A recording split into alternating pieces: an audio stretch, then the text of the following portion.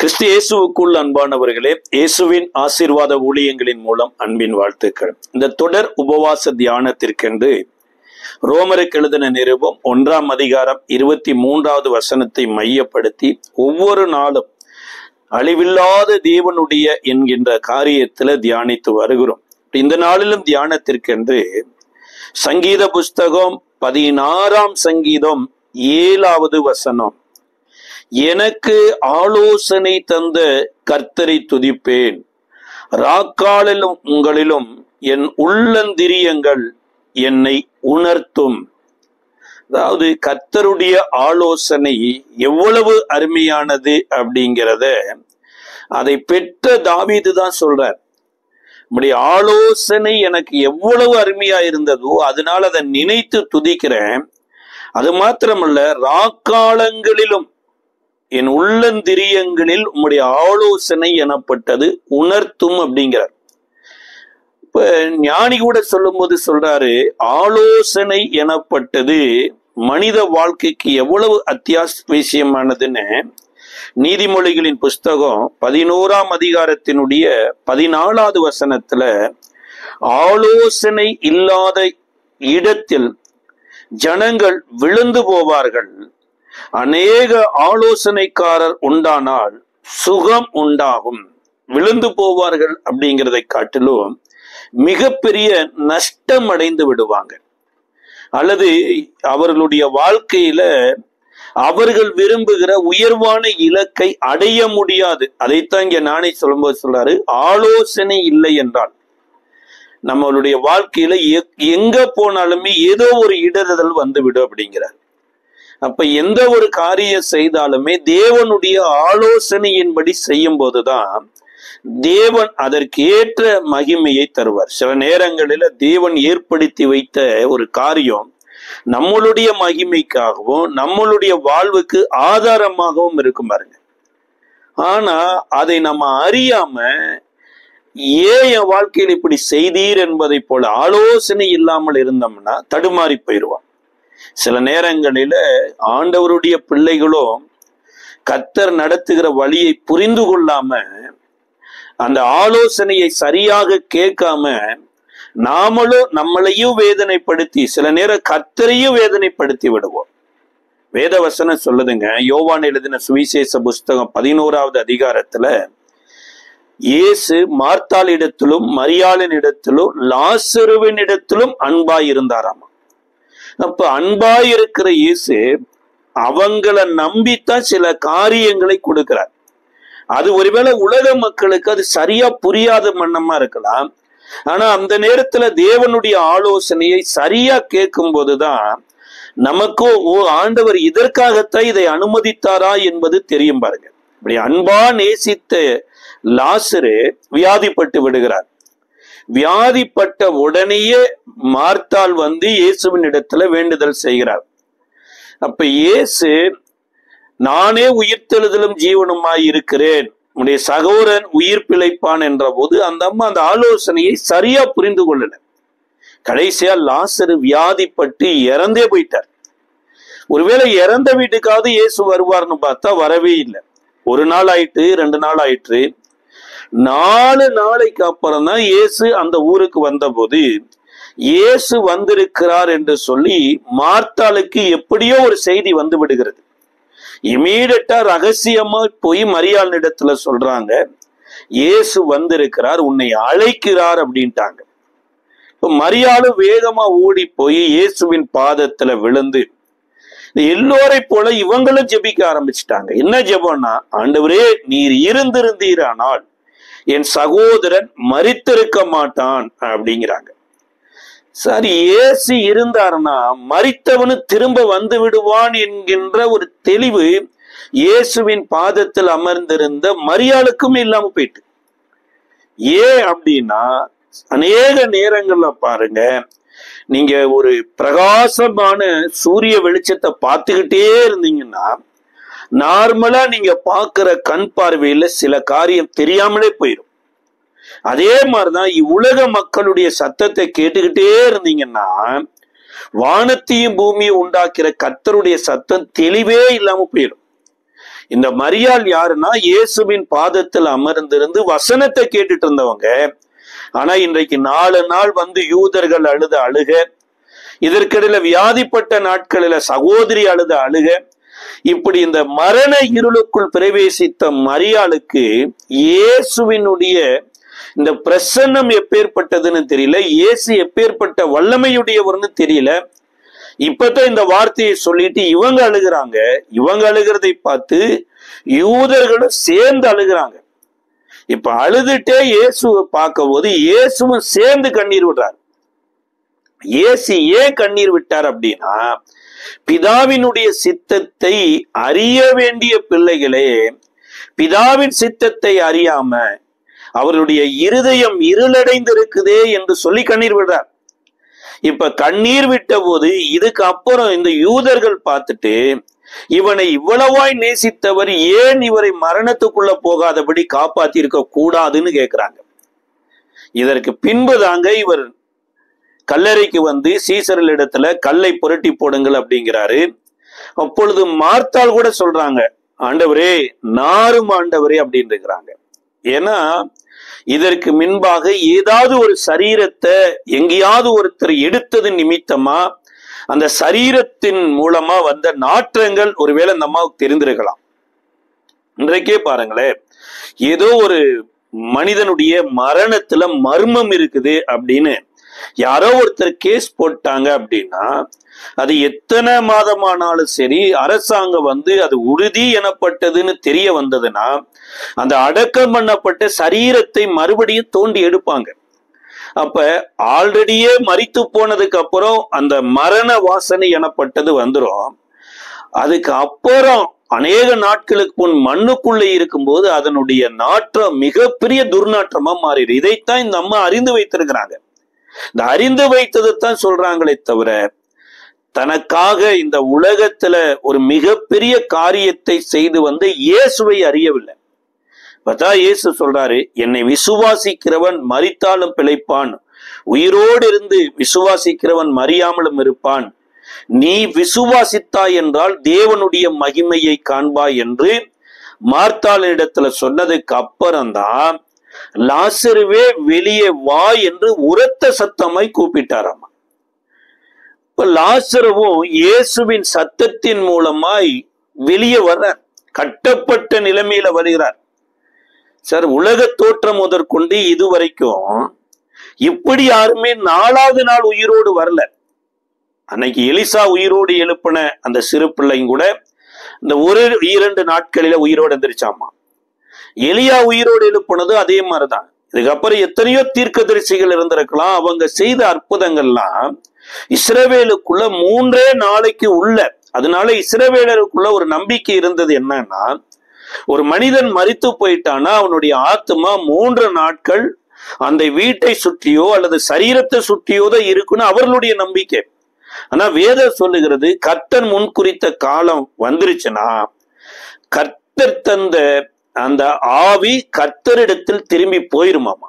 அது அங்கே இங்கே உழவாது. அப்ப இங்கே லாசருவினுடைய இந்த மரணம், இந்த உயிர்த்தெழுதல் எதற்காக தேவன் இந்த பெத்தானியாவில் அரங்கேற்றினார் அப்படின்னா, உலக தோற்றம் முதல் கொண்டு இயேசுவின் காலம் வரைக்கும் 4000 ஆண்டுகள் ஆயிருக்கு. அப்ப 4000 ஆண்டுகள் ஆன பின்புதான் இயேசுவே பூமியில பிறக்கிறார். அப்போ ஒரு நாள் 1000 வருடை போலவும் 1000 நாள் 1 வருடை போல தேவனுக்கு இருக்கிறபடினால இந்த 4000 வருடத்தை 4 நாள்ல கனெக்ட் பண்ணித்தான் இப்ப இயேசுவே வந்து இங்க லாசருவே வெளியே வாங்குறார். அது எப்பேற்பட்ட லாசருனா, தன்மேல் அன்பு கூர்ந்த அல்லது தன்னால் அன்பு கூறப்பட்ட லாசர்.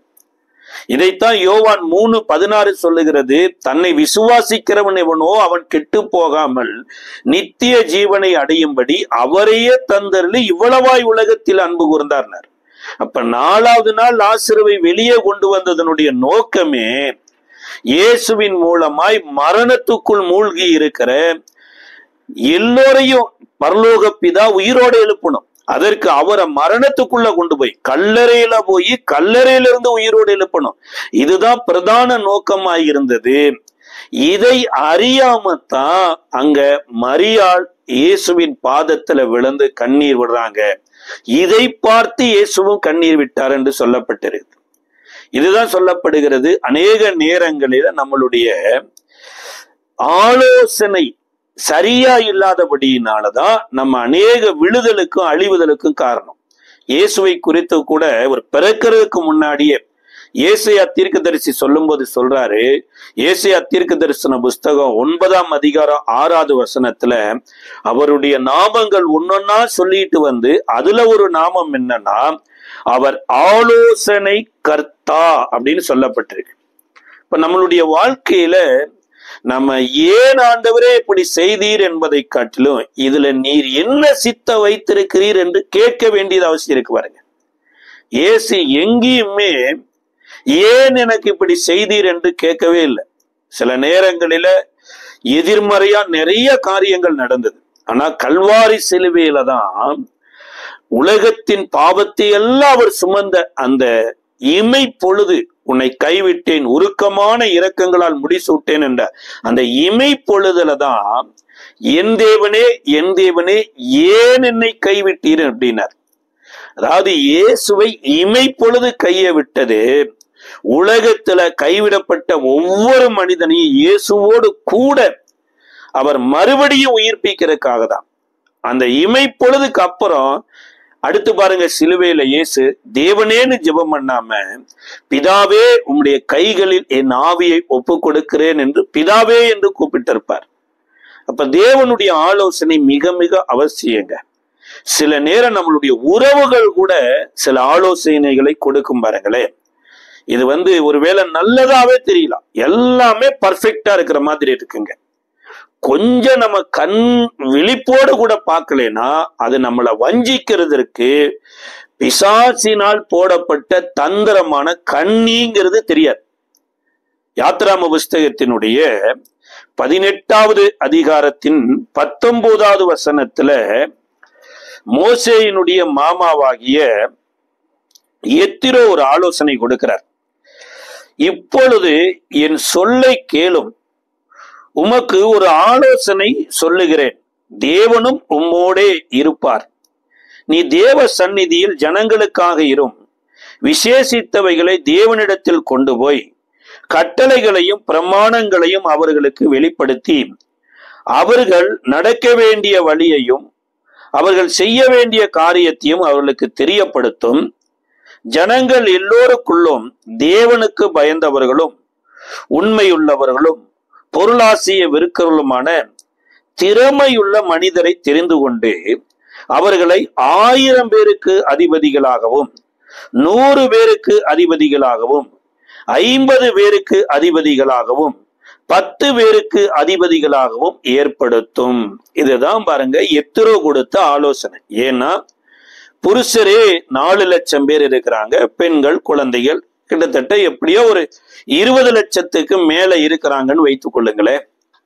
அப்ப இந்த 20 லட்சம் மக்களையும் ஒரு மனிதன் எப்படி கைட் பண்ண முடியும்? அதனால நான் உனக்கு ஒரு ஆலோசனை கொடுக்கிறேன் அப்படின்னார். அந்த ஆலோசனை கொடுக்கிறதுக்கு முன்னாடி அவர் சொன்ன ஒரு காரியம் என்னன்னா 17வது வசனத்துல நீ செய்கிற காரியம் நல்லதல்ல அப்படிங்கிறார். மாமாதான் நல்ல மகளை கொடுத்திருக்கிறாரு, கிட்டத்தட்ட 40 வருஷம் வீட்டுல வச்சே சாப்பாடு போட்டிருக்கிறாரு, எல்லாமே செய்திருந்தாலுமே மாமா நல்லதல்ல என்று சொல்லுகிற போது கர்த்தரிடத்துல போய் ஆண்டவரே எங்க மாமா இது நல்லதல்லன்னு சொல்றாரு, நான் என்ன செய்யலாம் என்று மோசே ஆலோசனை கேட்டாரான கேட்கவே இல்லை.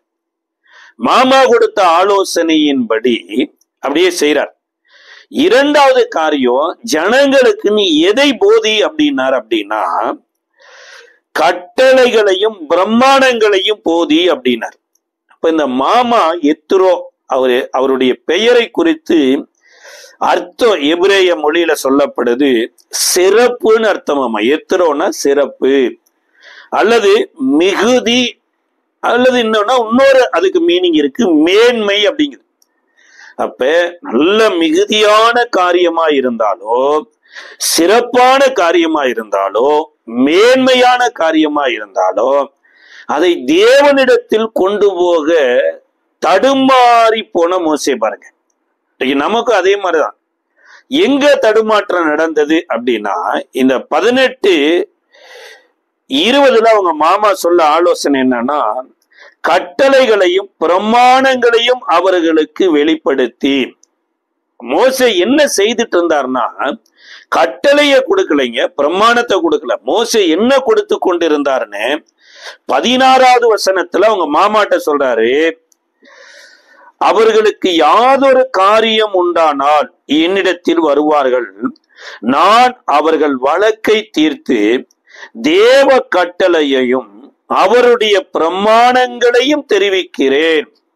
மோசே என்ன கொடுத்துட்டு இருந்தாருன்னா, தேவ கட்டளையும் தேவனுடைய பிரமாணத்தையும் கொடுத்துட்டு இருந்தார். இப்ப எத்திரோ அழகா உன்னை கட் பண்ணி எடுத்தாரு. என்னத்தை எடுத்துட்டாருன்னா, தேவன்கிறத மாத்திரம் எடுத்துட்டார். அதாவது டீசென்டையும் டிசிப்ளினையும் டீச் பண்ணிட்டார். ஃபியர் ஆஃப் காட் அதெல்லாம் வர வர கத்துக்குவாங்க சார்.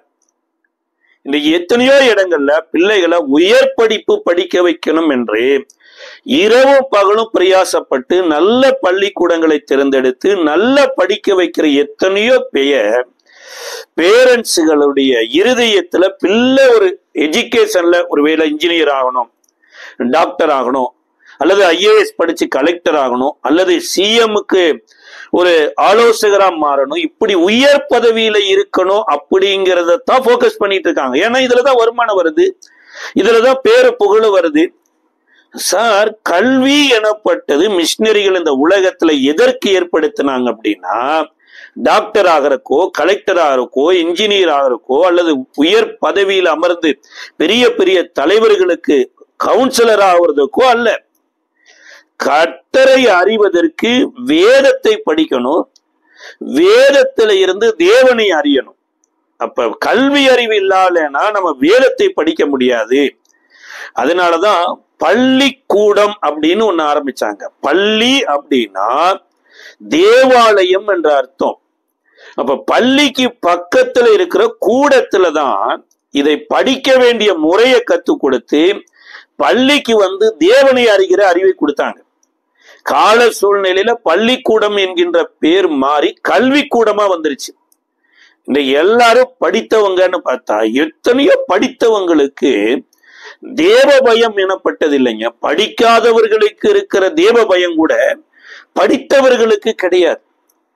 அப்ப இவங்க மாமா என்ன பண்றாருன்னா, தந்திரமா உள்ள அழகா தேவ கட்டளை எடுத்துட்டாரு.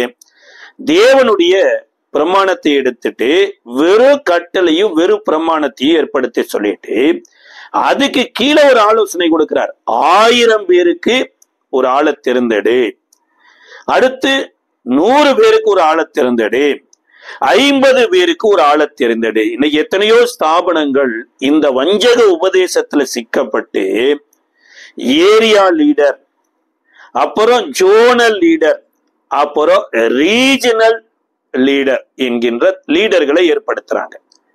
சார், இந்த ஏரியா லீடராகவோ அல்லது ஜோனல் லீடராகவோ ரீஜனல் லீடராகவோ இயேசு ஊழியத்துல எங்கேயாவது ஏற்படுத்தி இருக்கிறாரான்னு பாருங்களேன். 12 பேரை செலக்ட் பண்ணாரு, 12 பேரையும் ஒரே மாதிரி தான் அனுப்புனார். அடுத்து 70 பேரை செலக்ட் பண்ணாரு, 70 பேரையும் ஒரே மாதிரிதான் அனுப்புனார். அதனால நல்ல ஊழிய வாஞ்சையுள்ள ஒரு மனுஷன், கர்த்தருக்காக தன் ஜீவனையும் கொடுக்கிற ஒரு மனுஷன், அதனால பேதுருவே நீதான் ரீஜனல் டைரக்டர்னு ஏற்படுத்தல, அல்லது என்னுடைய மார்பிலேயே சாய்ந்திருந்த தான் பேர் விளங்காம இருக்கணும்னு சொல்லி எங்க பார்த்தாலும் இயேசுவுக்கு அன்பா இருந்த சீசன், இயேசுவின் மார்பில் இருந்த சீசன் என்ற பெயர் இருந்தது. அந்த பெயரின் அடிப்படையில ஆண்டவரே யோவான் இனிமேல் பட்டு இவன் ரீஜனல் டைரக்டரா இல்லாம அவன் ஏரியா லீடரா மாறுகிறான் அல்லது ஜோனல் லீடரா மாறுகிறார் என்று இயேசுவினுடைய ஊழியத்துல ரீஜனல் டைரக்டரும் இல்ல, ஜோனல் லீடரும் இல்ல, ஏரியா லீடரும் கிடையாது பாருங்க. அப்போ மோசேயும் தேவன் இதைத்தான் ஏற்படுத்தினாரு. ஆனா அவங்க மாமாவோட ஆலோசனையை கேட்டு இப்படி ஏற்படுத்தின உடனேயே வேதம் சொல்லுதுங்க, கிட்டத்தட்ட 2 வருட காலங்கள் தேவன் மோசேயோட பேசவே இல்லையாமா. இதற்கு அப்புறம்தான் சீனாய் மலைக்கு அழைக்கிறார். இந்த சீனாய் மலைக்கு மோசே போகிற போது இவர் ஏற்படுத்தி வைத்த லீடர்கள்லாம் அப்படியே தான் இருந்தாங்க. அப்ப நம்ம கேட்கலாம், ஏன் பிரதர் லீடர்கள் எல்லாம் ஏற்படுத்துவது தவறுதலா அப்படின்னா, ஆதியிலேயே தேவன் தானேதான் ராஜாவா இருந்தாரே தவிர மக்கள் தேசத்தின் ஜனங்களை பார்த்து தான் எங்களுக்கு தேசத்துல எப்படி ராஜாக்கள் இருக்கிறது போல எங்களுக்கு ராஜாக்கள் வேணும்னு கேட்டாங்க. ஆனா தேவனுடைய சித்தத்துல தேவன் யாரையுமே ராஜாக்கள் ஆக்கணுங்கிற நோக்கமே இல்லை. இப்படி எல்லா ராஜாக்களும் வழி விலகித்தான் போயிருப்பாங்க பாருங்க. ஆனா கிறிஸ்துவுக்குள்ள நம்மை தேவன் எந்த நிலைமைக்கு கொண்டு வந்தார்னா, ஊழியம் கொள்ளும்படியாய் அல்ல, ஊழியம் செய்யும்படியாகவும் அநேகரை ஆதாயப்படுத்தும்படியாகவும் மனுஷகுமாரன் வந்திருக்கிறார். இன்றைக்கும் தமிழ்நாட்டுல, ஏன் இந்தியாவுல இந்த பிஷப் துர்நாற்றம் பயங்கரமா பரவிட்டு இருக்குது பாருங்க. எப்படியெல்லாம் பிஷப் கூட்டத்தை உருவாக்குறது, எப்படியெல்லாம் பிஷப்புகளுடைய பட்டத்தை கொடுக்கிறது, அவங்க ஊழியம் செய்தாங்களோ ஊழியம் செய்யலையோ எல்லாருமே பிஷப் ஆக்குறது தான் நோக்கம். இதற்கு அவங்க சொல்றது என்னன்னா, பவுல் கண்காணிகளை ஆங்காங்கே ஏற்படுத்தி வைத்துட்டு போனார்ல, அப்ப பவுல் மாதிரி நாமளும் கண்காணிகளை. சார் பவுலே சொல்றாரு, சிலுவையில பவுலா உங்களுக்காக மரித்தாரு, சிலுவையில அப்போல்லோவா உங்களுக்கு மரித்தாரு. அப்ப சிலுவையில மரித்தது இயேசுதானா? இயேசுவினுடைய ஊழியத்துல பாருங்க, இந்த கண்காணியும் கிடையாது, வேற எந்த காணியுமே கிடையாது. அப்ப நம்ம நினைக்கல இது மோசேக்கு ஒரு லெகுவாக்குனது தான் அல்ல. மோசேக்கு லெகுவாக்கல, இஸ்ரவேலருக்கு மிகப்பெரிய ஒரு ஆபத்தை கொண்டு வந்த இந்த தலைவர்கள். இப்ப 40 நாள் மோசே சீனாய் மலைக்கு போயிட்டாருங்க. கீழே இறங்கி வர தாமதித்த போது இந்த தலைவர்கள் தானே, மோசே ஏற்படுத்தி 1000 பேருக்கு ஒரு தலைவர், 50 பேருக்கு ஒரு தலைவர், 10 பேருக்கு ஒரு தலைவர், இந்த தலைவர்கள் எல்லாம் கீழே தானே இருந்தாங்க. இந்த தலைவர்கள் ஏன் இப்படி ஜனங்கள் கேட்கிறாங்களே எங்களை வழிநடத்தி கொண்டு போவதற்கு, மோசே என்ன ஆச்சுன்னு தெரியல, எங்களுக்கு தெய்வம் வேணும்னு கேட்ட போது ஏற்படுத்தி வைக்கப்பட்ட தலைவர்கள் சொல்லணுமா சொல்லக்கூடாது? எப்பா எகிப்துல இருந்து நம்மளை விடுதலையாக்கி கொண்டு வந்தவர் கர்த்தர். அதனால அந்த ஆவியாய் இருக்கிற தேவனுக்கு ரூபம் இல்லை, வார்த்தையாய் இருக்கிற தேவனுக்கு எந்த சொரூபமும் இல்லை. கொஞ்சம் காத்திருப்போம், ஆண்டவரிடத்துல இல்லைன்னா நாமளும் உபவாசித்து ஜெபிப்போம் என்று இந்த தலைவர்களே சொல்லல. ஏன்னா இந்த தலைவர்கள் தேவனால் ஏற்படுத்தி வைக்கப்பட்ட தலைவர்கள் அல்ல, மோசேயினுடைய மாமாவாகிய எத்திரோ கொடுத்த ஆலோசனையின்படி வந்த தலைவர்கள். ஒருவேளை நமக்கு சில ஆலோசனைகள் அப்பத்திக்கு நல்லது மாதிரி தெரியலாம், ஆனா அந்த ஆலோசனைக்கு நம்ம கீழ்ப்படியும் போது நம்ம படுகிற வேதனை ஒண்ணு இருக்கும் பாருங்க, ஏண்டா இவங்களை ஏற்படுத்தி வைத்தோங்கிற மாதிரி இருக்கும். ஆனா தேவனே சில தலைவர்களை ஏற்படுத்தினார்னு வைங்களேன், கட்டாயம் நம்மளோடு கூட எல்லா விதத்திலும் கோஆபரேட் பண்ணி வருவாங்க. இதுதான் உறவுகளுடைய ஆலோசனைக்கு தேவனுடைய பிள்ளை கீழ்ப்படியக்கூடாது. அப்படி உறவுகளுடைய ஆலோசனை கீழ்ப்படுகிறது நல்லதுன்னா, ஏன் சார் அந்த எகிப்து தேசத்துல பார்வோன் மிகப்பெரிய போராட்டம் பண்ணி கொண்டு வந்த போது இந்த மாமா எங்க போனாரு? சரி, மனைவியே மோசேட்ட பிரிஞ்சு போயிட்டாங்க, ஏமா அவர் ஊழிய செய்யற மனுஷம்மா, அவரை விட்டு நீ பிரிஞ்சு வரக்கூடாதுமா, நீ போய் சேர்ந்து இருக்கணுமான்னு அங்க கூட்டி கொண்டு போகாம இப்ப செங்கடல் பிளந்து வனாந்தரத்துக்கு வந்த போது இவருடைய கீர்த்தி தேசம் எல்லாம் பரவன போது இப்ப மாமா மனைவியும் பிள்ளையும் கூட்டிட்டு வர்றார். அதுல மோசே தடுமாறினது என்னுடைய ரிசல்ட் தாங்க. அனைவரும் ஆசாரியராக்கக்கூடிய அந்த கிருபையை இழந்து லேவி கோத்திரம் மாத்திரம் ஆசாரியர்கள் ஆக வேண்டிய ஒரு சூழ்நிலை வந்தது.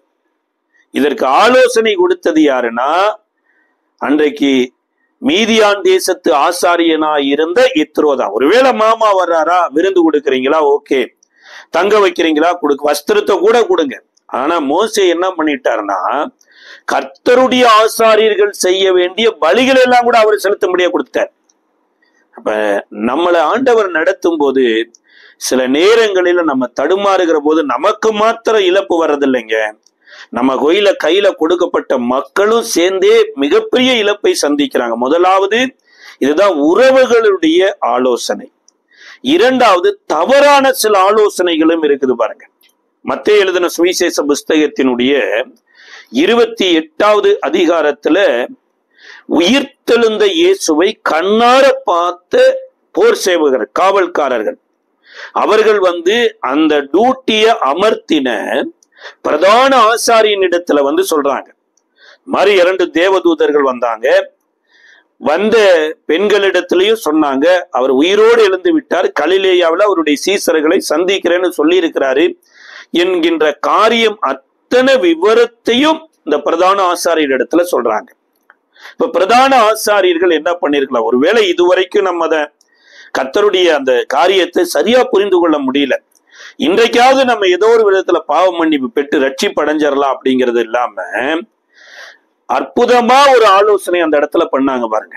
இன்றைக்கு உலகம் முழுவதும் அப்படித்தான் பண்ணிட்டு இருக்கு. என்னன்னா, இந்த போர் சேவகர்களுக்கு தேவையான பணத்தை கொடுத்து, ஒருவேளை போர் சேவகரா டியூட்டி பார்த்துட்டு இருக்கிறாங்க, சொந்தமா வீடு இல்லைன்னா அந்த ஆசாரியர்கள் சொல்றது, நான் அருமையா உனக்கு ஒரு வீடு உனக்கு ஒண்ணு வாங்கி கொடுத்துறேன், அல்லது வாகனம் வாங்கி கொடுத்துறேன், அல்லது நீ பார்த்துட்டு இருக்கிற இந்த வேலையில உனக்கு நல்ல ஒரு ப்ரமோஷன் கொடுத்துறேன், அதனால நாங்க சொல்ற மாதிரி நீ வெளியில மெசேஜ் கொடுத்தா போதும் அப்படின்னு சொல்லி ஒரு தவறுதலான ஒரு ஆலோசனையை தேவாலயத்தில் இருக்கிற பிரதான ஆசாரியர்கள் போர் சேவகர்கள் சொல்றாங்க. அதாவது வேலைய பயிரை மேஞ்சா அப்புறம் எப்படிங்க வெள்ளாம விதைச்சவனுக்கு வீடு சேரும்? இங்க தேவாலயத்தில் இருக்கிறவர்களே உண்மையற்று போயிட்டாங்கன்னா பாவிகளும் அஞ்ஞானிகளும் தேவாலயத்துல போய் எப்படி உண்மையை கற்றுக்கொள்ளுவாங்க? அதுதாங்க நடக்குது. அங்க சொல்லப்பட்டு இருக்குது 28வது அதிகாரத்தினுடைய 12வது வசனத்துல, இவர்கள் மூப்பரோட கூடி ஆலோசனை பண்ணி சேவகருக்கு வேண்டிய பணத்தை கொடுத்து, நாங்கள் நித்திரை பண்ணுகையில் அவருடைய சீசர்கள் ராத்திரியிலே அவனை களவாய் கொண்டு போய் விட்டார்கள் என்று சொல்லுங்கள். அப்ப என்ன நடந்திருக்கு? ராத்திரியில கல்லறையில சீசர்கள் காவலர்களை அடித்து அவர்களிடத்தில் இருக்கிற ஆயுதங்களை எல்லாம் பிடுங்கி கொண்டு இயேசுவின் சரீரத்தை களவாண்டிட்டு போயிட்டாங்க. சார், இயேசு உயிர்த்தெழுந்தது ஒரு பெரிய விஷயம் இல்லை. இப்ப தப்பே செய்யாத சீசர்கள் என்ன வாங்குறாங்கன்னா திருடம் பட்டம் கொடுக்குறாங்க. அடுத்து காவலர்களை கொலை முயற்சி பண்ணினாங்க என்கின்ற ஒரு கேஸுக்குள்ளேயும் போகுது. யோசிச்சு பாருங்க, தான் காரியம் நிறைவேறணுங்கிறக்காக, தன்னிடத்தில் பணம் இருக்குதுங்கிறக்காக எந்த லிஸ்ட் வரைக்கும் போகக்கூடிய தவறுதலான ஆலோசனைக்காரர்கள் இருக்கிறாங்க. அது இந்நாள் வரைக்கும் பிரசித்தமாகி கொண்டு இருக்குதுன்னு வேதம் சொல்லுதுங்க எருசலேமுக்குள்ள. இதுதான் அநேக தவறுதலான மக்கள் கையில ஆட்சி போயிருச்சுனாலும் வைங்களேன், யாரைய காசை கொடுத்து மாத்துவாங்க. ஒருவேளை காவலர்களை மாத்துறாங்களோ, உயர் அதிகாரிகளை மாத்துறாங்களோ, IAS IPS மாத்துறாங்களோ, பணத்தை கொடுத்து மாத்துவாங்க. ஒருவேளை அதுல மாறல அப்படின்னா கொலையும் செய்வதற்கு ஆயத்தமாயிருவாங்க. அப்ப இதுல மிகப்பெரிய தண்டனை யாருக்கு வருதுங்கிறது அவங்க அறியல. இந்த காவலர்களும் வஞ்சிக்கப்பட்டு அவர்கள் கொடுத்த பணத்தை வாங்கி கொண்டு அவர்கள் கற்றுக் கொடுத்தபடியே தேசத்தில் போய் அறிவித்தாங்களாமா. 15வது வசனம் சொல்லுகிறது, அவர்கள் பணத்தை வாங்கி கொண்டு தங்களுக்கு போதிக்கப்பட்டபடியே செய்தார்கள். இந்த பேச்சு யூதருக்குள்ளே இந்நாள் வரைக்கும் பிரசித்தமாய் இருக்கிறது. இன்னைக்கு வரைக்கும் இயேசு உயிரோடு இருந்திருக்கல, அவருடைய சரீரத்தை சீசர்கள் களவாண்டி போய்விட்டாருன்னு இன்னைக்கு வரைக்கும் பேசப்படுதுன்னு அந்த நாட்களில மத்தேயு எழுதுறார். அப்ப இதுதாங்க தவறுதலான ஆலோசனை. இந்த தவறுதலான ஆலோசனையில வஞ்சிக்கப்பட்ட காவலர்கள், சில நேரங்களில காவலர்கள் மாத்திரமல்ல, அபிஷேகம் பண்ணப்பட்ட மனிதர்களும் சேர்ந்தே வஞ்சிக்கப்பட்டு போய்விடுகிறாங்க. 2 சாமுவேலின் புஸ்தகம் 16வது அதிகாரத்தின் 23வது வசனத்துல, அந்நாட்களில் அகிதோபேல் சொல்லும் ஆலோசனை தேவனுடைய வாக்கை போல இருந்தது. அப்படி அகிதோபேலின் ஆலோசனை எல்லாம் தாவீதுக்கும் இருந்தது, அப்சலோமுக்கும் அப்படியே இருந்தது. சார், தாவீது ஏன் சார் அகிதோபேலின் இடத்துல போய் ஆலோசனை கேட்கணும்? ஆலோசனை கொடுப்பதற்கு தான் கர்த்தர் சாமுவேல் எனப்பட்ட ஒரு தீர்க்கதரிசியை ஏற்படுத்தி கொடுத்தாரு. இதற்கு அப்புறம் காத் எனப்பட்ட ஒரு தீர்க்கதரிசி வந்தாரு. இதுக்கப்புறம் நாத்தான் வேல் எனப்பட்ட ஒரு தீர்க்கதரிசி வந்தாரு. இவரே ஒரு சில இடங்களில கர்த்தரிடத்தில் ஜெபித்த போது இவருக்கு ஆலோசனையும் கிடைத்தது. ஆனா இப்பொழுது தாவீது தடுமாறினார் பாருங்க. கர்த்தரை வைக்க வேண்டிய இடத்துல இந்த அகிதோபேலை வைத்த உடனேயே இப்ப கர்த்தர் தாவீதை வைக்க வேண்டிய இடத்துல அகிதோபேலின் மூலமாக அப்சலோமை கொண்டு வந்தார். இதனுடைய பின்னணியில உரியாவினுடைய இரத்த பலி இருந்தாலுமே இந்த அகிதோபேலினுடைய ஆலோசனையில அநேக விதமான தீமையான காரியங்கள் நடந்து கொண்டே இருந்தது பாருங்க.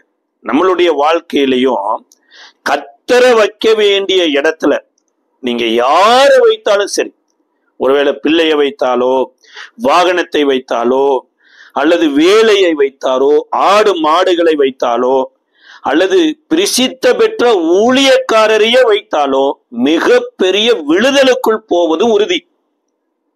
அன்றைக்கு பேதுரு கூட இயேசுவோடு கூட எலியாவையும் மோசையும் கம்பேர் பண்ணிதான் 3 பேருக்கு ஒரே மாதிரி கூடாரம் வைக்கணும்னு சொன்னாரு.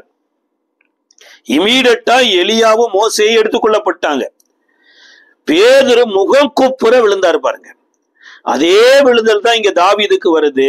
கர்த்தரை வைக்க வேண்டிய இடத்துல அகிதோபேலை வைத்தது. அது தாவீதுக்கும் இருந்ததாமா, அப்சலோமுக்கு இருந்ததுனால இப்ப இந்த அப்சலோமுக்கு அகிதோபேல் ஆலோசனைக்காரனா மாறிட்டார். இந்த அகிதோபேல் யார் அப்படின்னா, தாவீது பத்சேபாலின் இடத்துல பாவம் செய்தார் பாருங்க. அந்த பத்சேபாலனுடைய தாத்தா தான் அகிதோபேல். அகிதோபேல் ஒரு இஸ்ரவேலன் கிடையாது. அவன் ஒரு ஏத்திய வம்சாவளியில புறஜாதியனாய் இருந்த ஒரு மனுஷன்.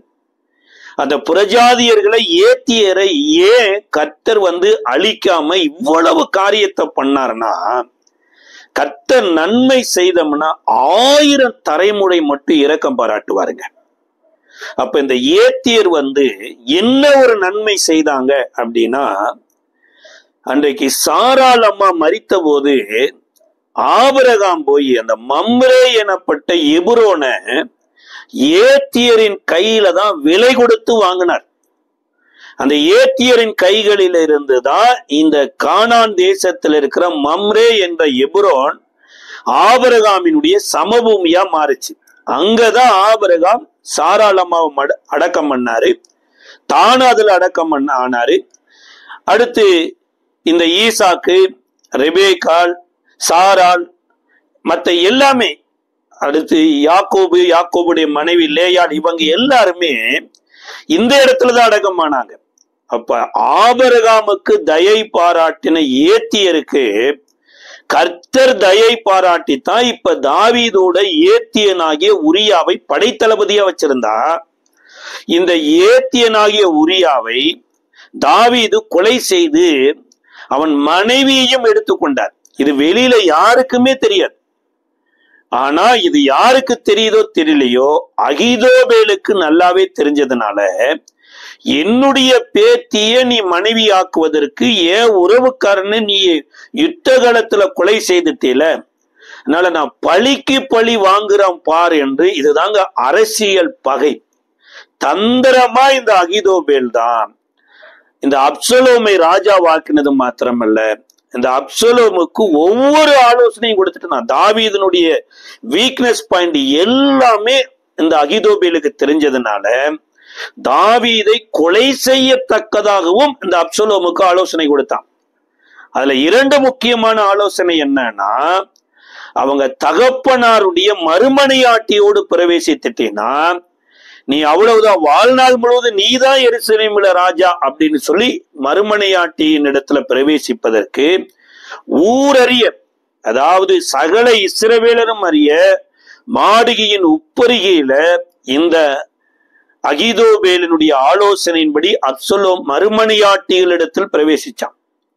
இன்னும் அநேக காரியங்கள், ஜனங்கள் ஒருத்தர் கூட இந்த அப்சலோமை விட்டு போயிராதபடிக்கு பல விதமான தந்திரங்களை கொடுத்தான். இதுதான் பாருங்க தவறுதலான ஆலோசனை. நாம சில பேரை தவறுதலான ஆலோசனைக்கு தெரிந்தெடுத்திருப்போம்னா சொல்ல முடியாது, அவர்களே நம்மளுடைய அழிவுக்கு வேற யாரிடத்திலேயாவதும் தவறுதலான ஆலோசனை கொடுக்க மாட்டார்களா என்பது நம்ம நம்பிக்கையோடு சொல்ல முடியாது. இதுவும் உலகத்துல நடக்குது. இதுதான் தவறுதலான ஆலோசனைகள். பாருங்க, தேவனுடைய மனிதர்களுடைய ஆலோசனைன்னு ஒண்ணு இருக்குதுங்க. தேவனுடைய மனிதர்களுடைய ஆலோசனை எப்படி அப்படின்னா, லூக்கா எழுதின சுவிசேஷ புஸ்தகம் 7வது அதிகாரத்துல நியாய சாஸ்திரிகள் கேட்கல. கர்த்தர் ஊழியக்காரரைத்தான் ஏற்படுத்தினார், பரிசுத்தவான்களை ஏற்படுத்தினார். அதுல மிக முக்கியமான பரிசுத்தனாகிய யோவான் சானகனை கர்த்தர் ஏற்படுத்தி கர்த்தருக்கு வழியை ஆயத்தப்படுத்துங்கள் என்று ஏற்படுத்தினார். ஆனா நியாய சாஸ்திரிகள் யோவான் சானகனுடைய ஆலோசனையை கேட்கல. அப்போ யோவான் சானகனுடைய ஆலோசனையை யாரு கேட்டாங்க அப்படின்னா, லூக்கா 3வது அதிகாரத்தினுடைய 10-11 வசனங்கள் சொல்லுகிறது. அப்பொழுது ஜனங்கள் அவனை நோக்கி, அப்படியானால் நாங்கள் என்ன செய்ய வேண்டும் என்று கேட்டார்கள். அவர்களுக்கு அவன் பிரதியுத்தரமாக, 2 அங்கிகளை உடையவன் இல்லாதவனுக்கு கொடுக்க கடவான், ஆகாரத்தை உடையவனும் அப்படியே செய்ய கடவான் என்றார். அதாவது யோவான் சானகனிடத்துல ஞானஸ்தானம் பெற்ற வந்தவங்களுக்கு யோவான் சானகன் கொடுத்த ஆலோசனை, அல்லது அவர்கள் யோவான் சானகனிடத்துல கேட்ட ஆலோசனை. அதே மாதிரிதான் இன்னைக்கு ஞானஸ்தானம் பெற்ற யாருமே அடுத்து நாங்க என்ன பண்ணணும் அப்படிங்கறத கேட்கறதே கிடையாது. 2 வஸ்திரம் இருந்தா இல்லாத ஒருவனுக்கு கொடுங்க, அல்லது ஆகாரமும் அதே மாதிரி இல்லாதவங்களுக்கு கொடுங்க அப்படின்னா எத்தனையோ பேருக்கு அந்த கொடுக்கணுங்கிற ஒரு எண்ணம் இல்லை. அதற்கு காரணம் என்னன்னா, இவர்களுக்கு கொடுக்கப்பட்டு இருக்கிற ஞானஸ்தானம் எனப்பட்டது ஜலத்தினால கொடுக்கப்பட்ட ஸ்நானம் தான். கொடுக்கணுங்கிற ஒரு இருதயத்தை உருவாக்குற ஆவியினாலும் ஜலத்தினாலும் ஸ்நானம் பெறல.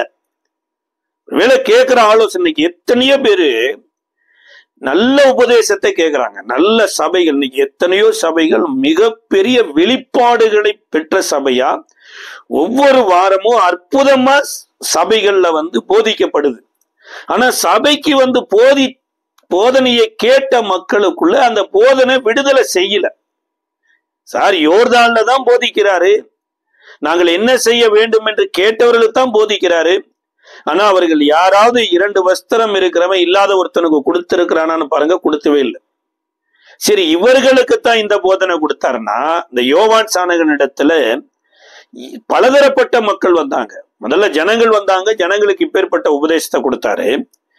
2வது ஆயக்காரர்கள் வந்தாங்க, சேல் டாக்ஸ் ஆபீசர், பணங்களை வைத்திருக்கிறவங்க.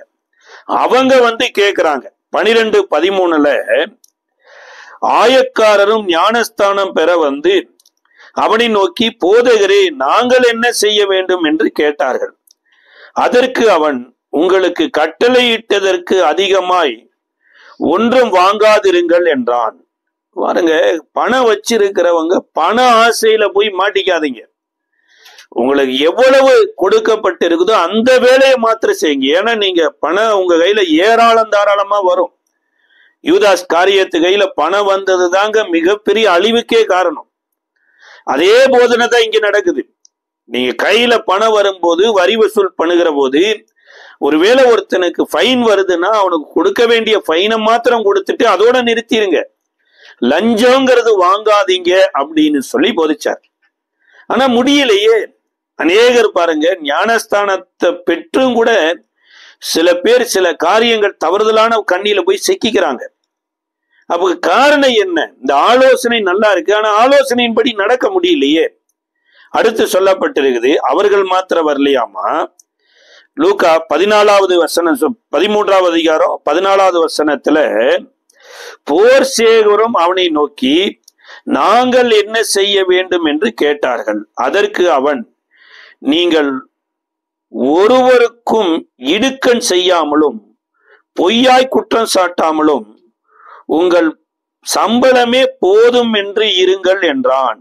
யோசிச்சு பாருங்க, போர் சேவகர் அப்படின்னா போலீஸ்காரங்க, காவல் டிபார்ட்மெண்ட்ல இருக்கிறவங்க, அவங்களும் ஞானஸ்தானம் பெற்றிருக்கிறாங்க. அவங்களுக்கு ஒரு ஆசை, சுத்த கைகளோடு தேவனை ஆராதிக்கணும்னு. அவங்களும் கேட்கிறாங்க, நாங்கள் என்ன செய்ய வேணும்னா, காவல்காரர்களுக்கு யோவான் ஸ்நானகன் கொடுத்த ஆலோசனை என்ன அப்படின்னா, யாருக்கும் இடுக்கண் செய்யாதீர்கள். இடுக்கண்னா உங்கள் அதிகாரத்தை பயன்படுத்தி யாரையும் நீங்க துன்பப்படுத்தலாம், அடிக்கலாம், வேதனைப்படுத்தலாம், பொய் வழக்கு போடலாம். இது எதையுமே நீங்க பண்ணாதீங்கன்னாரு. ஆனா இந்த ஞானஸ்தானத்துல அது பண்ணாம இருக்க முடியல. கேட்கறதுக்கு நல்லா இருக்கு. லஞ்சமே வாங்காத ஒரு அதிகாரி அப்படின்னு ஒருத்தரை அவார்டு கொடுத்தாலுமே அவர் மனசாட்சியின்படி கேட்டு பாருங்க, அவர் போட்ட சில வழக்குகள் அல்லது போட்ட சில கேஸ்ல எத்தனையோ குடும்பங்கள் நடுத்தருவுக்கு வந்திருக்கும், அல்லது எத்தனையோ பேர் உயிர் போயிருக்குங்க. கடந்த நாட்களில ஒரு இடத்துக்கு போன போது ஒரு ஏழை விதவை கண்ணீரோடு வந்து அழுகிறாங்க. ஏன் அப்படின்னா, எங்க கணவனார் ஒரு லேண்டு வாங்கினாரு, அந்த லேண்டுல வீடு கட்டுகிற போது அது ஒரு மனிதனுடைய 1/2 அடி நிலம் வந்தபடினால அந்த மனித போலீஸ்ல கேஸ் போட்டான். கேஸ் போட்டது இல்லாம கோர்ட்ல போய் அந்த கோர்ட்டு கேஸ் ஆனதுனால அவர் எனக்கு வீட்டுக்காரருக்கு பிரஷர் ஒரு கையும் காலும் விளங்காம போயிட்டு, அடுத்து மருத்துவமனையில வச்சு பார்த்தோம், எந்த ட்ரீட்மெண்ட்டும் இல்லாம அவர் இறந்தே போயிட்டாருன்னு இந்த வழக்குனால இறந்து போன எத்தனையோ பேர் இருக்கிறாங்கங்க. அப்ப ஆண்டவருடைய பிள்ளைகளும் இதுல இருக்கிறாங்க. ஞானஸ்தானம் எடுத்திருக்கிற பிரதர், ஆனா என் நிலைமை என்ன, சமாதானம் பண்ண முடியலையே. அதற்கு காரணம் என்னன்னா, யோவான் ஸ்நானகன் கொடுத்த இந்த ஸ்நானத்தினால இதை செய்ய முடியாது சார். எப்படி அத்திமரத்துல போய் மாதுளம்பணியை நம்ம தேட முடியாதோ, கொய்யா மரத்துல போய் வாழைப்பழத்தை தேட முடியாதோ, யோவான் ஸ்நானகன் கொடுக்கிற ஸ்நானத்தினால நம்மளால ஆவிக்குரிய கனியை கொடுக்க முடியாது. யோவான் ஸ்நானகன் பாவ மன்னிப்புக்குன்னு தாங்க ஞானஸ்தானம் கொடுத்தாரு. ஆனா இத பவுல் ஒரு இடத்துல கேட்கிறார். எபேசு பட்டணத்துல வந்த போது ஜனங்கள் எல்லாரும் யோவான் ஸ்நானகன் கொடுத்த ஸ்நானத்தை மாத்திரம் பெற்றான போது அவன் யோவான் ஸ்நானகனே சொல்லி இருக்கிறாரே, எனக்கு பின் ஒருவர் வருகிறார், அவருடைய பாதரட்சியின் வாரை அவிழ்ப்பதற்கு நான் பாத்திரவான் அல்ல, நானோ ஜலத்தினால் ஞானஸ்தானம் கொடுக்கிறேன், எனக்கு பின் வருகிறவர் ஆவியினாலும் அக்னியினாலும் கொடுப்பார் அப்படின்னாரே, ஜலத்தினாலும் ஆவியினாலும் கொடுப்பானாரே, அவர் கொடுத்த ஞானத்தை நீங்க பெறவில்லையா என்கிறார். இதற்கு அப்புறம்தான் இயேசுவின் நாமத்தினால அவர்களுக்கு ஞானஸ்தானம் கொடுத்து அவர்கள் கைகள் மேல வைத்த போது எல்லோரும் பரிசுத்த ஆவியை பெற்று அந்நிய பாஷை பேசினாங்களாமா. அப்ப இன்றைக்கு ஜலத்தினால மூழ்கினா மாத்திரம் போதாது சார், இயேசுவினுடைய ஸ்நானமாகிய பரிசுத்த ஆவியை பெற்றாதான் இந்த காரியமெல்லாம் செய்ய முடியும். ஒரு 2 வஸ்திரம் இருந்தா இல்லாத ஒரு மனிதனுக்கு 1 வஸ்திரத்தை கொடுக்க முடியும். தன்னுடைய பதவிக்கு வருகிற தன்னுடைய வேலைக்கு மேல அதிகமான பணம் வாங்காதபடி கைகளை சுத்தமாக்க முடியும். அடுத்து யாருக்கு இடுக்கண் வாங்காமலும் பொய்யானை இடாமலும் இருக்க முடியும்.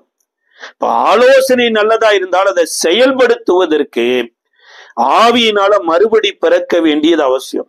அதனால பரிசுத்தவான் கொடுத்த ஆலோசனை பாருங்க, அற்புதமான ஆலோசனை. தானியேல் தீர்க்க தரிசன புஸ்தகம் 4ஆம் அதிகாரம் 27வது வசனம் சொல்லுகிறது, ஆகையால் ராஜாவே, நான் சொல்லும் ஆலோசனையை நீர் அங்கீகரித்து கொண்டு நீதியை செய்து உமது பாவங்களையும் சிறுமையானவர்களுக்கு இறங்கி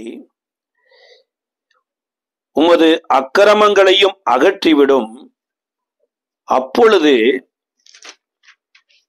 உம்முடைய வாழ்வு நீடித்திருக்கலாம் என்றான். அதாவது இந்த நேபுகாத்து நேச்சார் எனப்பட்ட ஒரு மனுஷன் ஒரு பெரிய சொப்பனம் பார்க்கிறார். அது எப்பேற்பட்ட சொப்பனம் அப்படின்னா, ஒரு விருட்சம் ஓங்கி வளருது. இந்த ஓங்கி வளருகிற விருட்சத்துல இலைகள் கனிகள் என்று ஏராளம் தாராளமாய் வருது. அதுல அநேக பறவைகள் கூடு கட்டி தங்குது, அநேக மிருக ஜீவன்களும் அதனுடைய நிழலாட்டமா இருக்குது. அப்ப இது உயரமும் உன்னதமான ஸ்தானத்தை, மிக உயரமான ஸ்தானத்துல வருது. திடீரென்று ஒரு பரிசுத்தவான் அதை வெட்டி போடுங்கள் அப்படிங்கிறார். இந்த தரிசனத்தை பார்த்த உடனே தான் இப்ப தானியேலின் இடத்தில் வரவழைக்கப்பட்டு இந்த தரிசனத்தை குறித்து ஆலோசனை கேட்கிறார். அப்ப தானியேல் சொன்னுகிற இந்த ஆலோசனை என்னன்னா, இந்த ஓங்கி வளருகிற விருட்சம் நீர்தான், உம்முடைய நிழலுக்கு பலதரப்பட்ட ஜாதி மக்கள் வருவாங்க, பல பேருக்கு வாழ்வாதாரமா இருக்கும். ஆனாலுமே கர்த்தருடைய பார்வையில உம்முடைய ராஜ்யத்தினுடைய குறை இருந்ததுனால வெட்டி போட்டாரு. ஆனாலும் அடிமரம் எனப்பட்டது பட்டு போகாததுனால நீ திரும்பவும் உழைப்பாய் அப்படின்னார். அது எப்ப அப்படின்னா, கர்த்தருடைய ராஜ்யத்தை அறியற வரைக்கும், உணர்வடைகிற வரைக்கும் அப்படின்னா திரும்ப வரும்.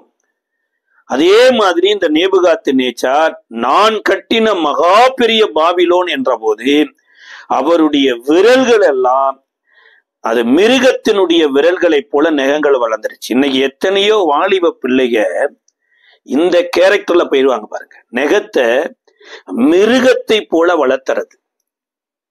இவங்க யார் அப்படின்னா தேவனால கீழே புறம்பே தள்ளப்பட்டவங்க. கர்த்தருடைய ஆலோசனை இல்லாத இடங்கள்ல தான் பிள்ளைகள் எத்தனையோ பேர் டிசைனா பிசாசு எப்படி ஆக்ட் பண்ணும்போது நெகத்தை வச்சு பரண்டுமோ அது மாதிரி நெகத்தை வளர்த்துவாங்க. இங்க இந்த நேபுகாத்து நேச்சாருக்கு மிருகத்தை போல நகங்கள் வளர்ந்தது மாத்திரமல்ல, வெளியில் இருக்கிற மிருகத்தை போல பிள்ளை மேய்வாய் அப்படின்ட்டார்.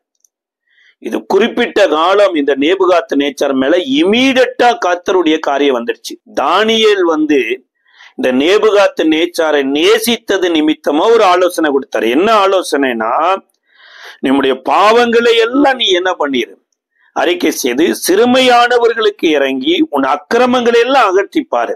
ஒரு வேலை, ஏன்னா நினிவே பட்டணத்துக்கு இறங்கின தேவன், ஒரு மனிதன் தன்னைத்தானே வருத்துகிற போது இறங்குகிற தேவன். இயேசு கூட சொன்னாரு, ஒரு ஆயக்காரனும் ஒரு பரிசேயனும் தேவாலயத்துக்கு போனாங்க. பரிசேயன் நியாயப்பிரமாணத்தை தெரிந்த மனுஷன், இனி சொல்ல போனா வேத வசனத்தை நல்லா கற்று தேறினவன், அவன் இஸ்ரவேலுடைய வம்சத்தில் வந்தவன். அந்த மனிதன் தேவாலயத்துக்குள்ள உள்ள போய் தன்னை தேவாலயத்துக்குள்ள கொண்டு வந்த தேவனை நோக்கி மன்றாடுறார். என்ன மன்றாடுறாருன்னா, ஆண்டவரே நான் வாரத்துல 2 முறை உபவாசிக்கிறேன்கிறார். எனக்கு வருகிற எல்லாவற்றிலும் தசமபாகம் கொடுக்கிறேன்கிறார். நான் திருடல, பொய் பேசல, விபச்சாரம் பண்ணல, வேற யாருக்கு எந்த தீங்கு விளைவிக்கல, இதற்காக நான் உம்மை ஸ்தோத்தரிக்கிறேன்கிறார். இதெல்லாம் நல்லதுதான். வாரத்துல 2 முறை உபவாசிக்கிறது நல்லது, வருகிற எல்லாவற்றிலும் தசமபாகம் கொடுக்கிறது நல்லது, இந்த பாவங்கள் எல்லாம் செய்யாமல் இருக்கிறது, இதற்காக கர்த்தரை ஸ்தோத்தரிக்கிறது நல்லதுதான். ஆனா ஒருவன் தேவனுடைய நீதியை தேடி வாசப்படியில நிக்கிறான். அந்த மனிதனை தேவனிடத்துல குற்றவாளியா காமித்து நான் அவனை போலவும் இல்லாததற்காய் கர்த்தரை ஸ்தோத்தரிக்கிறேன்னு சொன்ன உடனேயே கர்த்தர் அவனிடத்துல போயிட்டார். தேவாலயத்தை விட்டு அவனிடத்துல போனா அவன் எந்த மனுஷனையும் நல்லவனு சொல்ல, கெட்டவனு சொல்ல, அல்லது தான் எவ்வளவு நல்லது செஞ்ச கெட்டது செஞ்சன்னு சொல்லல. வானத்திற்கும் தன் கண்களை ஏறெடுக்க துணியாமல் நெஞ்சா அடிச்சுட்டு பாவியாகி என் மேல் கிருபையாயிருன்னு ஜெபம் பண்ணன உடனேயே இப்ப தேவாலயத்தை விட்டு வெளியே வந்த ஆண்டவர் சொல்றாரு, நீ உன்னுடைய நீதியவே பிடிச்சிட்டு உள்ள உட்காந்துட்டு, இவன் என்னுடைய நீதியை கேட்டபடினால என் நீதி உனக்கு தேவைப்படுதுன்னு நான் இவன் கூட போகிறேன்னுட்டு அவனல்ல இவனே அப்படின்னு சொல்லிட்டார். இதைத்தான் இங்க தானியேல் சொல்லி கொடுக்கிறாரு. ஒருவேளை நீ அக்கிரமத்தை விட்டு திரும்பினேனா, உன் பாவத்தை விட்டு திரும்பினேனா, சிறுமைப்பட்டவர்களுக்கு இறங்கினேனா உனக்கு இறங்குவார் என்ற போது, இந்த சம்பவம் நிறைவேறிய சில காலங்களுக்கு பின்பு நேபுகாத்து நேச்சார் மறுபடியும் தன்னுடைய அரண்மனைக்கு சிங்காசனத்துக்கு கொண்டு வரப்படுகிறார். அவர் கொண்டு வந்த பின்புதான் அவரே தன் கைப்பட உலகம் முழுவதுக்கும் எழுதின தேவனை குறித்த காரியம். இதே தானியேல் 4வது அதிகாரத்தின் 34 இருந்து 37 வரைக்கும், அந்நாட்கள் சென்ற பின்பு நேபுகாத் நேச்சாராகிய நான் என் கண்களை வானத்துக்கு ஏறெடுத்தேன், என் புத்தி எனக்கு திரும்பி வந்தது. அப்பொழுது நான் உன்னதமானவரை ஸ்தோத்தரித்து என்றென்றைக்கும் ஜீவிக்கிறவருமாய் இருக்கிறவரை புகழ்ந்து மகிமைப்படுத்தினேன். அவருடைய கர்த்தத்துவமே நித்திய கர்த்தத்துவம், அவருடைய ராஜ்யமே தலைமுறை தலைமுறையாக நிற்கும். பூமியின் குடிகள் எல்லாம் ஒன்றுமில்லை என்று எண்ணப்படுகிறார்கள். அவர் தமது சித்தத்தின்படியே வானத்தின் சேனையையும் பூமியின் குடிகளையும் நடத்துகிறார். அவருடைய கையை தடுத்து அவரை நோக்கி என்ன செய்கிறீர் என்று சொல்லத்தக்கவன் ஒருவனும் இல்லை. இங்க வேதத்துல இந்த நேபுகாத்து நேச்சாருக்கு கிடைச்ச இப்பேற்பட்ட வெளிப்பாடு எருசலேமில் இருக்கிற ஒரு ராஜாவுக்கும் கிடைக்கல. அது மாத்திரமல்ல, உலகம் முழுவதுக்கு இவர் எழுதி வச்சிட்டார். என்ன வச்சிட்டார்னா, நான் என் கண்களை வானத்திற்கு ஏறெடுத்தேன், புத்தி அப்பொழுதுதான் எனக்கு வந்தது. அதாவது தேவனுடைய சிங்காசனத்தை பார்த்த போதுதான் எனக்கு புத்தியே வந்ததுங்கிறார். ஆனா அந்த சிங்காசனத்தை பார்க்கறதுக்கு முன்னாடி தன்னுடைய சிங்காசனத்தையும் தன்னுடைய கைபலத்தையும் பார்த்தனதுனாலதான் அந்த தண்டனை வந்தது. அப்ப இங்க பரிசுத்தவான் கொடுத்த ஆலோசனை பாருங்க, அந்த மனிதனை இழந்த இடத்துல மறுபடியும் திரும்ப கொண்டு வந்ததும் இல்லாம இழந்த இடத்துல தேவனுடைய மனிதனாய் மாற வைத்தது. அதுபோல இந்த நாட்களில் நமக்கு யாரெல்லாம் ஏதேதோ சொன்னாலுமே அந்த சொல்லுகிற மக்கள் தேவனோடு தொடர்புல இருக்கிறாங்களாங்கிறத முக்கியம். இதற்கு முன்னாடி இதே நேபுகாத்நேச்சாருக்கு ஒரு கலக்கம் வந்த போது இதே பரிசுத்தவான் ஆகிய தானியேல் தான் அந்த ஆலோசனை கொடுத்து அந்த ஆலோசனையினுடைய அர்த்தத்தையும் சொன்னார்.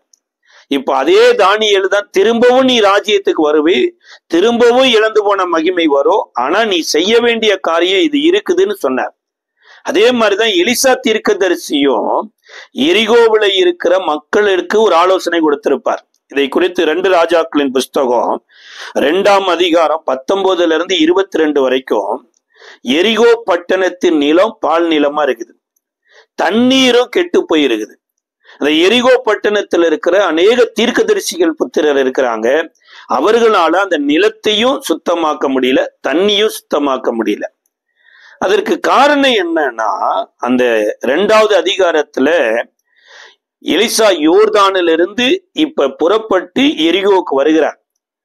அப்பொழுது இந்த எரிகோல பார்த்து கொண்டிருக்கிற தீர்க்கதரிசிகள் எலியாவின் ஆவி எலிசாவுக்குள் வந்தது என்றும் அவர்கள் எலிசாவை துதிக்க ஆரம்பிச்சிட்டாங்க. சார், எலியாவின் ஆவி எலிசாவுக்குள்ள வரல, கர்த்தருடைய ஆவிதான் எலிசாவுக்குள்ள வந்துருச்சு. இன்னைக்கு சில பேருடைய பிரசங்கத்தை பார்த்துட்டு, பிரதர் ஒவ்வொரு மாதிரியே பிரசங்கம் பண்றீங்க பிரதர், இல்லது அவருடைய ஆவிய உங்களுக்கு வந்துருச்சு, அவருக்கு கிடைச்ச வெளிப்பாடு அத்தனையும் கர்த்தர் வெளிப்பாடு உங்களுக்கு கொடுத்துட்டாரு. ஒவ்வொரு மனிதனுக்கும் கர்த்தர் தனித்தனியா கொடுக்கிறாராமா. அத ஒரு இடத்துல சொல்லப்படுறது, அவரவர் பிரயோஜனத்திற்காக ஆவியின் வரங்களை கொடுக்கிறார். சார், ஒரு கையில் இருக்கிற ரேகைய, ஒரு விரல்ல இருக்கிற ரேகைய அதே சரீரத்தில் இருக்கிற இன்னொரு விரல்ல இருக்கிற ரேகையை போல கிடையாது. அப்ப ஒரே சரீரத்தில் இருக்கிற ரேகைய இன்னொரு சரீரத்தில் இருக்கிற ரேகையோட ஒத்து போகலைன்னா வேறொரு மனிதனுடைய ஊழியக்காரனுடைய அப்பேற்பட்ட வரங்கள் வல்லமை எடுத்து எனக்கு வேற வல்லமைய வரங்களை இல்லப்பா, அதனால நீ இதை வச்சுக்கோன்னு கொடுக்கறதுக்கு கஞ்ச பிசினாரி அல்ல கர்த்தர். அந்த மனிதனுக்கு கொடுத்த வரங்கள் வல்லமைகள் அப்படி, எலிசாவுக்கு கொடுத்த வரங்கள் வல்லமைகள் வேற. ஆனா எரிகோல இருக்கிற தீர்க்கதரிசிகள் புத்தர் சொல்றாரு, எலியாவின் வரம் அத்தனையும் எலிசாவுக்குள்ள வந்துருச்சு. சரி, ரைட், ஓகே, வரம் வந்துருச்சு இல்ல. அப்ப அவர் சொன்னதை கேட்கணுமா கேட்க கூடாதா? உடனே அவங்க போய் கேட்கிறாங்க, எலியாவை ஒருவேளை தேவனுடைய ஆவியானவர் மலைகளில் ஒன்றாகிலும் பள்ளத்தாக்கில ஒன்றாகிலும் கொண்டு போய் விட்டுருப்பார், நாங்க போய் தேடட்டுமா? சார், எலிசா சொல்றாரு, இல்லைங்க, அவர் சுழல் காட்டுல பரலோகத்துக்கு எடுத்துக்கொள்ள போயிட்டாரு. மேல போனவரை நீங்க போய் கல்லறையா போய் தேடினாலும் கண்டுபிடிக்க முடியாது. அதே மாதிரி இன்றைக்கு எத்தனையோ பேரு பரிசுத்தவான்களுடைய கல்லறையில போய் ஜெபம் பண்ணிட்டா நம்ம ஜெபம் கேட்கப்படும் நினைச்சிட்டு இருக்கிறாங்க. சார், நீங்க பரிசுத்தவான் கல்லறையில போய் ஜெபம் பண்ணுங்க, அங்கேயே வீடு கட்டி குடியிருங்க, அங்க எல்லாம் எதுவுமே நடக்காது. ஏன்னா இயேசு என்ன உபதேசிச்சாருன்னா, உன் அறை வீட்டை பூட்டி கொண்டு உன் அந்தரங்கத்தை சரிப்படுத்து. உன் இன்னர் லைஃப்ல எத்தனையோ கேடுபாடு இருக்குது, அந்தரங்கத்தில் பார்க்கிற பிதாவை நோக்கி கதறு, அப்பொழுது உன் அந்தரங்கத்தை சுத்தப்படுத்துகிற தேவன் உனக்கு வெளியரங்கமா பலன் கொடுப்பாருன்னா. ஆனா இன்றைக்கு பிரபலமா மரித்து போனவருடைய கல்லறையில போய் உட்கார்ந்து சில மணி நேரம் தியானம் பண்ணிட்டு வந்தா அந்த ஆவி வரும்னா சொல்ல முடியாது. அதுக்குள்ள இருந்து வேற ஆவி வந்தாலும் வரலாம். இவங்க சொல்றது அதுதான் சொல்றாங்க, எலியாவின் ஆவி எலிசாவுக்குள்ள வந்தது.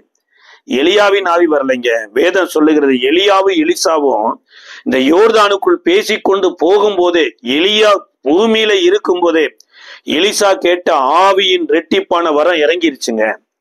எலியாவின் இடத்துல எலிசா என்ன கேட்டார்னா, நீ என்னை விட்டு எடுத்துக்கொள்ளப்படும் போது உன் வேண்டுதல் என்னன்னு எலியா கேட்ட போது உம்மிடத்துல இருக்கிற ஆவியின் வரம் ரெட்டிப்பா வேணும்னு கேட்ட மாத்திரத்திலேயே யோர்தான்ல அக்னியும் ரதமும் இறங்கிருச்சு. இறங்கின உடனே எலியாவை தனியாகவும் எலிசாவை தனியாகவும் செப்பரேட் பண்ணிருச்சு. இப்ப கர்த்தருடைய அக்னி ரதமும் குதிரையில தான் இன்றைக்கு எலிசா இக்கரப்பட்டு வந்திருக்கிறாரு. இதை தெரியல. அடுத்து நீங்க போக வேண்டான்னு சொன்னாலும் இவங்க விட்டபாடுல. சில பேர் இடத்துல பாருங்க, சில விஷயங்களை சொன்னா இல்ல நான் செஞ்சேதான் ஆவேன். சார், வேண்டாம் சார், இதை செய்யாதீங்க, இதனால நஷ்டம் வரும்னா கேட்கவே மாட்டாங்க பாருங்க. கடைசியா ஊர் உலகம் எல்லாம் சுத்தி பல நஷ்டப்பட்டு ஐயா நஷ்டம் அடைஞ்சிட்டையான்னு சொல்லுவாங்க. இவங்களுக்கு இப்படி அலைந்து திரிந்து வேதனைப்படுவதே இவர்களுடைய விருப்பமா இருக்குது. அனைவருடைய குடும்பங்களே அதே மாதிரிதான். சில காரியங்களை செய்யாதன இல்ல நான் உடனே செய்வேன். கடைசியா அங்க போய் பாருங்க, அங்கேயாவது இடிச்சுட்டு முட்டிட்டு போய் நிற்கும். இங்க அப்படித்தான் நின்னது. கடைசியா அவர்கள் தேடி கண்டுபிடித்து வந்ததுக்கு அப்புறம் அவர்கள் இல்ல அப்படிங்கிறாங்க. அதைத்தான் எலிசா சொன்னார், நான் முன்னமே சொன்னேன்லப்பா, அப்படிப்பட்ட மக்கள் எரிகோ பட்டணத்துல இருந்தா எப்படிங்க நிலம் பால் நிலம் அல்லாம தண்ணீர் கேடுகட்ட தண்ணீர் இல்லாம போகும்? இதற்கு அப்புறம்தான் அந்த மக்கள் எரிகோ பட்டணத்துல இருக்கிற மக்கள் எலிசாட்ட கேக்குறாங்க, ஐயா இந்த தண்ணீர் பால் நிலமா இருக்கு, நிலமும் பாலா இருக்கு, என்ன பண்றதுன்னா இப்ப எலிசா ஒரு ஆலோசனை கொடுக்கிறார். நீங்க ஒரு புது பாத்திரத்தை எடுத்துக்கொண்டு வாங்கங்கிறார். இரண்டாவது உப்பை எடுத்துக்கொண்டு வாங்கங்கிறார். உப்பை எடுத்து புது பாத்திரத்துல போடு அப்படிங்கிறார். இப்ப புது பாத்திரத்துல போட்டதுக்கு அப்புறம் எலிசா போய் இப்ப தண்ணீர்ல கொண்டு போய் விட்டு இனி நிலப்பாலும் வராது, இனி சாபம் வராது என்று சொன்ன மாத்திரத்துல ஆரோக்கியமாக்கினேன் என்ற வார்த்தையின்படி அது ஆரோக்கியம் ஆயிடுச்சுங்க. அப்போ புது பாத்திரம் அப்படின்னா என்னன்னா, இயேசு தாங்க புது உடன்படிக்கையின் மத்தியஸ்தராயிருக்கிறார். உப்பு அப்படின்னா இயேசுதான் சீசர்களை பார்த்து சொன்னாரு, நீங்கள் பூமிக்கு உப்பாய் இருக்கிறீர்கள்னார். அப்ப ஒருவன் கிறிஸ்துவுக்குள்ள இருந்தானா புது சிருஷ்டியா மாறதும் இல்ல, கிறிஸ்துவுக்குள்ள இருக்கிற மனிதன் அந்த இடங்களை எல்லாம் புது சிருஷ்டியா மாத்துறான். அந்த மனிதனுக்குள்ள தண்ணி போனது மாத்திரமல்ல, தண்ணிக்குள்ள அந்த மனிதன் போன உடனேயே அவன் தண்ணீர்ல கரைந்ததுக்கு அப்புறம் இந்த தண்ணி போகிற இடமெல்லாம் அங்க ஆரோக்கியம் உண்டாகுதுங்கிறார். இதுதாங்க பரிசுத்தவன் கொடுத்த ஆலோசனை.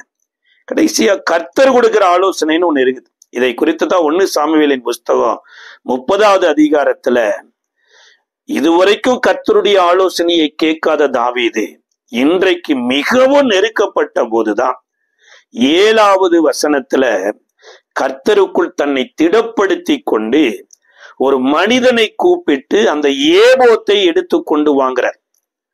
அதாவது ஒரு ஆசாரியன் கோலியாத்தின் பட்டயத்தை கொடுக்கும்போது இந்த ஏபோத்தையும் சேர்த்திய கொடுத்துட்டார். இந்த ஏபோத்தை வைத்திருந்த இந்த தாவீது ஒரு நாள் ஒரு பொழுது இந்த ஏபோத்தை வைத்து கர்த்தரிடத்துல விசாரிக்கவே இல்லை. ஆனா இப்பதான் விசாரித்த போது நீ சகலத்தையும் திருப்பிக் கொள்வாய் என்று கர்த்தர் சொன்னார். எப்பேற்பட்ட நெருக்கத்தில் இருந்தார் தெரியுங்களா? இந்த சவுல் வாழ்நாள் முழுவதும் தாவீதை கொலை செய்ய வேண்டும் என்று தேடிக்கொண்டிருக்கிறார். காரணமே இல்லாமல் ஆகீஸ் ராஜா வேலை விட்டு நிறுத்திட்டார். தன்னுடைய மனைவி பிள்ளைகள், அடுத்து தன்னோடு கூட இருக்கிறவருடைய மனைவி பிள்ளைகள் அமலேக்கியர்னால கொள்ளையடிக்கப்பட்டு போயிட்டாங்க. தான் கூட இருக்கிற 600 பேரும் தாவீதை கல்லால் அடிக்க திட்டம் போட்டாங்க. இந்த நேரத்துல தாங்க தேவனுடைய ஆலோசனையை கேட்ட போது சகலத்தையும் திருப்பிக் கொள்வாய் என்றார். அப்ப தாவீது முதலாவது எதை திருப்பினார்னா, கர்த்தரிடத்தில் இருந்த அந்த இருதயத்தை திருப்பினார்.